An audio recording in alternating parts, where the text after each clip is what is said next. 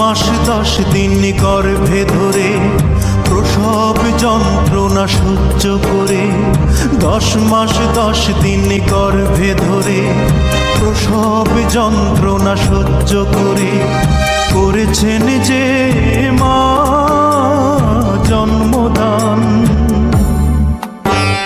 ঘুম পাড়ানি গান শুনিয়ে বুকের রক্ত দুধ বানিয়ে, ঘুম পাড়ানি গান শুনিয়ে বুকের রক্ত দুধ বানিয়ে করিয়েছেন যে মা দুগ্ধ পান।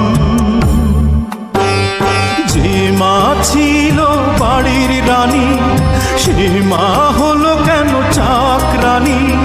কোন পাষণ্ড করেছে কাজ হায় আমি। আহারে থাক কান্দো না, আমিও ছোট থাকতে ভাবতাম ট্যাংরা মাছ বড় মাছ হয় পাঙ্গাস মাছ হয়। আমিও তো ভাবতাম মানুষ সুন্নত করলে খাসা হয়। ধুরু কি কও, আমি তো ভাবতাম মূলা পাকলে গাজর হয়। আরে আমি তো কাউরে বিশ্বাস করাইতেই পারলাম না যে ফুলকপি আর পাতাকপি জামাইবো।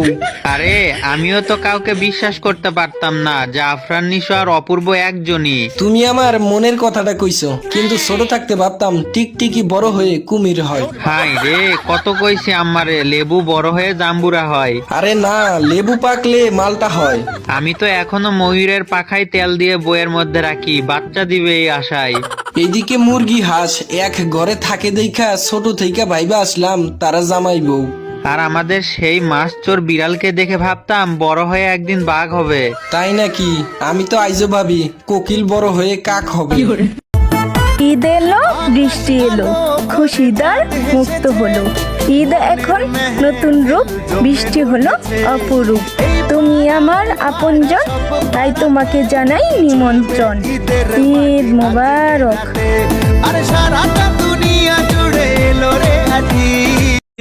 আমায় ভুলে গেছো তাতে কোনো দুঃখ নাই, দুঃখ শুধু একটাই বন্ধু, আমায় চিনতে পারো না। যদি তুমি সুখ পাও যত খুশি ব্যথা দাও, দুঃখকে সাথী করে। শেষ হয়ে যাবে কলমের কালি, ভরে যাবে কাতা, শেষ হবে না আমার কষ্ট লেখা। ওহে আমার আপন মানুষ, আমি হাসি দিয়া কষ্ট লুকাই, ভিতরে পাহাড় সমান ব্যথা। সম্পর্ক বদলে